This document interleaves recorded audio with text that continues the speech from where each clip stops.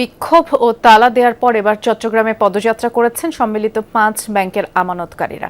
বাংলাদেশ ব্যাংকের সাবেক governor Ahsan H মনসুরের কুশপুত্তলিকা দাহ করে তার শাস্তি দাবি করেন। হেয়ারকাট বাতিল, সঞ্চিত আমানত ফেরত, লেনদেন স্বাভাবিক না করলে অর্থ মন্ত্রণালয় ঘেরাও, আমরণ অনশন সহ আরও কঠোর কর্মসূচির হুঁশিয়ারি দেন ক্ষুব্ধ গ্রাহকরা। ফোটানোর ঝামেলা ছাড়াই নিরাপদ পানির জন্য ঘরে আনুন পিওরিট। কল করুন 16627। হেয়ারকাট বাতিল, লেনদেন স্বাভাবিক করা, বাংলাদেশ ব্যাংকের সাবেক গভর্নর আহসান এইচ মনসুরের শাস্তির দাবিতে প্রেস ক্লাবের সামনে জড়ো হয় সম্মিলিত ৫ ব্যাংকের আমানতকারীরা। পরে সেখান থেকে বিক্ষোভ মিছিল সহকারে বাংলাদেশ ব্যাংকের চট্টগ্রাম আঞ্চলিক কার্যালয় অভিমুখে পদযাত্রা করেন তারা।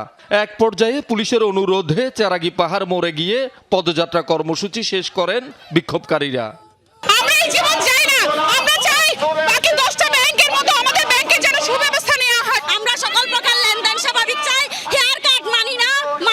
বৈষম্যহীন বাংলাদেশে কেন হেয়ারকাট থাকবে? এক ব্যাংকে হেয়ারকাট থাকবে, আরেক ব্যাংকে হেয়ারকাট, এটা মানি।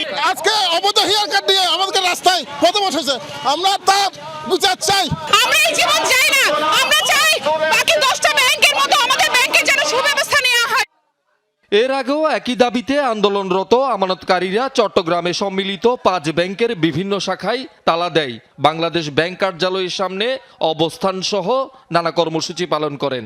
হেয়ারকাট চালুর সাথে জড়িতদের দৃষ্টান্তমূলক শাস্তি ও ৫ ব্যাংকের অর্থ লুটপাটকারীদের চিহ্নিত করার দাবি জানান তারা। চুরি করেছে, দায় চাপা দিচ্ছে শিয়ালের উপরে। শিয়ালে কেন শাস্তি পাবে? লুটেরা লুট করেছে, শাস্তি দিতেছে আমানতকারীদেরকে। আমানতকারী তো লুট করে নাই। লুটপাট যারা করছে ওদের যথাযথভাবে শাস্তির আওতায় আনে, ওদের শাস্তি আমরা চাই। সালাম করুক, নুরুল আলম করুক, এটা আমাদের চাওয়া পাওয়া না। আমরা চাই যারা টাকাগুলো চুরি করেছে, ডাকাতি করেছে, কানাডায় বেগমপাড়ায় বাড়ি করেছে, তাদের টাকাটা উদ্ধার করা হোক।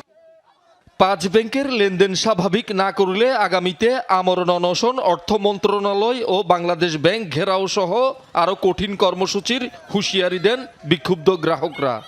কোনো সুরাহা না হয় আমরা তীব্র আন্দোলন করতে থাকবো, একটার পর একটা আন্দোলন কর্মসূচি দিতে থাকবো। আমরা হয়তো অর্থমন্ত্রীর বাসভবনে যায় শুয়ে থাকবো, অনশন করব, অথবা বাংলাদেশ ব্যাংকের সামনে যায় আমরণ অনশন করব। কিন্তু এখন পর্যন্ত আমরা গণতান্ত্রিকভাবে আমরা কোনো জ্বালা পোড়াও আন্দোলন করছি না, আমরা করছি গণতান্ত্রিকভাবে আন্দোলন।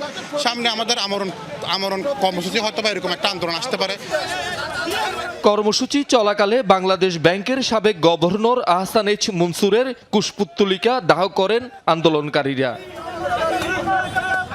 শহীদুল সুমন, যমুনা নিউজ, চট্টগ্রাম।